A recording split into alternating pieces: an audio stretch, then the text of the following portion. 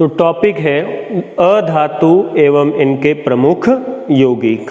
पिछले जो वीडियोस थे उन वीडियोस में हमने बात की थी धातु और धातुओं के प्रमुख यौगिकों के बारे में। अब हम बात करेंगे अधातु एवं उनके प्रमुख यौगिकों के बारे में। सबसे पहले हम बात कर लेते हैं अधातु के बारे में कि अधातु किसे कहा जाता है। तो अधातु किसे कहा जाता है? वे पदार्थ जिनमें धात्विक गुण नहीं पाए जाते हैं उन्हें क्या कहा जाता है? अधातु कहा जाता है। हालांकि हमने ये भी बात की थी कि कुछ ऐसे पदार्थ भी है, कुछ ऐसे तत्व भी है जिनमें धातुओं के गुण भी पाए जाते हैं और जिनमें अधातुओं के गुण भी पाए जाते हैं, इसलिए उनको उपधातुएं या मेटलॉइड कहा जाता है। और वे तत्व जिनमें धात्विक गुण नहीं पाए जाते हैं उन्हें अधातु कहते हैं, या फिर हम कहेंगे कि वे तत्व जो इलेक्ट्रॉन ग्रहण करके ऋणायन बनाते हैं वो क्या कहलाते हैं? अधातु कहलाते हैं। हमने धातुओं की परिभाषा पढ़ी थी कि वे तत्व जो कि इलेक्ट्रॉन त्याग कर धनायन बनाते हैं, जैसे मैग्नीशियम है तो ये मैग्नीशियम क्या करेगा? 2 इलेक्ट्रॉन त्याग के बना देगा मैग्नीशियम 2+ आयन, और 2 इलेक्ट्रॉन है उन 2 इलेक्ट्रॉन को यह क्या कर देगा?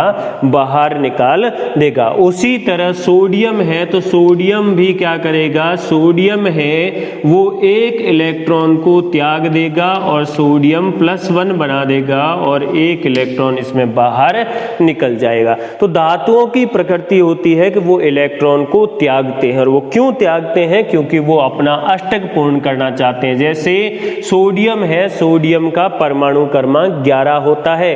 परमाणु क्रमांक 11 का मतलब है कि इसमें इलेक्ट्रॉनों की संख्या 11 है, और इलेक्ट्रॉन कैसे व्यवस्थित रहते हैं? तो वो इलेक्ट्रॉन ऐसे व्यवस्थित रहते हैं 2, 8 और 1।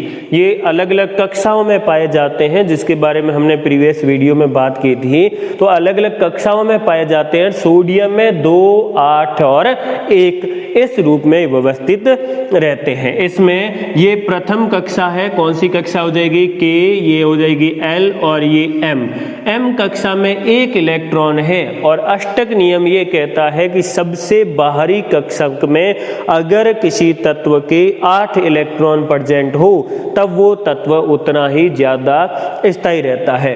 अब अगर ये सोडियम है वो इस 1 इलेक्ट्रॉन को धक्के देकर बाहर निकाल दे या 7 इलेक्ट्रॉन को ग्रहण कर ले, तब उसके बाह्यतम कोश में कितने हो जाएंगे? 8। या तो ये 7 इलेक्ट्रॉन है उनको ग्रहण करे, जब 7 इलेक्ट्रॉन ग्रहण करेगा तो यहां पर कितनी हो जाएगी संख्या? 8 हो जाएगी। या फिर ये जो यहां वाला 1 इलेक्ट्रॉन है, इस 1 इलेक्ट्रॉन को ये बाहर निकाल दे तो ये कक्षा ही खत्म हो जाएगी, और बाहरी कक्षा कौन सी हो जाएगी? L, और L में कितना हो जाएगा? 8 इलेक्ट्रॉन। बाह्यतम कोश में कितना हो जाएगा? 8। सोडियम के लिए इलेक्ट्रॉन को त्यागना आसान है। ग्रहण मतलब 7 इलेक्ट्रॉन ग्रहण करने की बजाय 1 इलेक्ट्रॉन को बाहर निकालना आसान है, इसलिए सोडियम इलेक्ट्रॉन त्याग कर क्या बना लेता है? धनायन। उसी तरह मैग्नीशियम कितने इलेक्ट्रॉन निकालता है? 2 इलेक्ट्रॉन निकालता है अष्टक पूर्ण करने के लिए। और अधातुओं का गुण क्या होता है कि अधातुएं इलेक्ट्रॉन को ग्रहण करती है, और जब इलेक्ट्रॉन को ग्रहण किया जाता है किसी भी तत्व द्वारा तब किसका निर्माण होता है? ऋणायन का। जैसे क्लोरीन है वो 1 इलेक्ट्रॉन को ग्रहण करके क्या बना देगी? क्लोरीन माइनस आयन बना देगी। और क्यों ग्रहण करती है? क्योंकि इसका जो परमाणु क्रमांक है वो 17 होता है, अर्थात इसका इलेक्ट्रॉनिक विन्यास है वो इसके इलेक्ट्रॉनों पर निर्भर करेगा। और इलेक्ट्रॉन कितने हैं? 17। परमाणु क्रमांक 17 मतलब इलेक्ट्रॉनों की संख्या भी कितनी हो जाएगी? 17 हो जाएगी। तो वो कितनी हो जाएगी? 2, 8 और 7। बाह्यतम कोश में कितने इलेक्ट्रॉन है? 7। अब इसको अष्टक पूर्ण करने के लिए या तो 1 इलेक्ट्रॉन ग्रहण करना पड़ेगा या 7 को बाहर निकालना पड़ेगा। इसके लिए 7 बाहर निकालना मुश्किल है, तब ये 1 इलेक्ट्रॉन ग्रहण कर लेगा और ग्रहण करके क्या बना देगा? ऋणायन। तो अधातुओं का गुण होता है वे तत्व जो इलेक्ट्रॉन ग्रहण करते हैं, अर्थात अधातु इलेक्ट्रॉन को क्या करते हैं? ग्रहण करते हैं, और ग्रहण करके वो क्या बनाते हैं? ऋणायन बनाते हैं। फिर आवर्त सारणी सारणी में जो दाईं ओर स्थित तत्व है, आवर्त सारणी है, आवर्त सारणी के बाईं ओर स्थित तत्व है वो तत्व धातु होते हैं, और दाईं ओर स्थित तत्व है वो क्या कहलाते हैं? अधातु कहलाते हैं, और इनमें धात्विक चमक नहीं पाई जाती। धातुओं में चमक पाई जाती है जबकि अधातुओं में चमक नहीं पाई जाती है। आधुनिक जो आवर्त सारणी है उसमें टोटल कितने अधात्विक तत्व है? तो इसमें 22 अधात्विक तत्व है, जिनमें से 11 तो गैस है, एक द्रव अवस्था में पाया जाता है, और शेष 10 है वो किस अवस्था में पाए जाते हैं? ठोस अवस्था में पाए जाते। टोटल 22 अधात्विक तत्व है और उनमें से 11 तो गैसीय अवस्था में, एकमात्र अधातु जो द्रव अवस्था में पाई जाती है वो कौन सी है? तो वो है ब्रोमीन। ब्रोमीन एकमात्र ऐसी अधातु है जो किस अवस्था में पाई जाती है? द्रव अवस्था में। और एक प्रश्न इसके साथ साथ ये भी पूछा जाता है कि ऐसी कौन सी धातु है जो कमरे के तापमान पर द्रव अवस्था में पाई जाती है? तो ऐसी कौन सी धातु हो जाएगी? पारा, या फिर उसे कहा जाता है मरकरी। पारा या मरकरी, जिसको लिखा जाता है Hg से। क्यों लिखा जाता है? क्योंकि इसका जो लैटिन भाषा में नाम है वो होता है हाइड्रेजीरम, इसलिए इसको Hg से लिखा जाता है। ये एकमात्र ऐसी धातु है जो कमरे के तापमान पर द्रव अवस्था में पाई जाती है। और उसी तरह एकमात्र अधातु जो कमरे के तापमान पर द्रव अवस्था में पाई जाती है वो कौन सी होती है? ब्रोमीन। इसे ब्रोमीन जल भी कहा जाता है।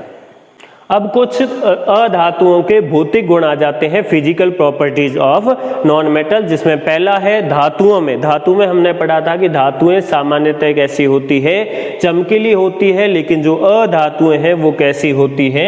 चमकहीन होती है। अधातुओं में चमक नहीं पाई जाती। हमने ये पढ़ा था कि धातुओं में चमक पाई जाती है लेकिन अधातुओं में चमक नहीं पाई जाती। इसका भी अपवाद है आयोडीन। आयोडीन एक कैसी होती है? चमकीली अधातु होती है। आयोडीन के अलावा हीरा भी चमकीला होता है, लेकिन हीरा इसकी खुद की कोई चमक नहीं होती। ये प्रकाश के पूर्ण आंतरिक परावर्तन के कारण चमकता है। ये भी क्वेश्चन पूछा जाता है कि हीरे में चमक क्यों पाई जाती है? तो हीरे में चमक का कारण होता है प्रकाश का पूर्ण आंतरिक परावर्तन। अब बात आती है कि पूर्ण आंतरिक परावर्तन क्या है? तो जब हम प्रकाश वाला टॉपिक करेंगे तो उसमें यह आ जाएगा कि पूर्ण आंतरिक परावर्तन, टोटल इंटरनल रिफ्लेक्शन क्या होता है। नेक्स्ट आ जाता है अवस्था। हमने धातुओं के बारे में पढ़ा था कि धातुएं सामान्यतः ठोस अवस्था में पाई जाती है, लेकिन अधातुएं ठोस में भी पाई जाती है, द्रव में अवस्था में भी पाई जाती है, गैस अवस्था में भी पाई जाती है। अभी हमने बात की थी ठोस अवस्था में 10, द्रव अवस्था में 1 और गैस अवस्था में कितनी पाई जाती है? 11 पाई जाती है। ठोस कौन कौन सी है? कार्बन ठोस है, सल्फर ठोस है, आयोडीन ठोस है, कुछ एग्जाम्पल लिए है। और द्रव अवस्था में कौन सी है? ब्रोमीन।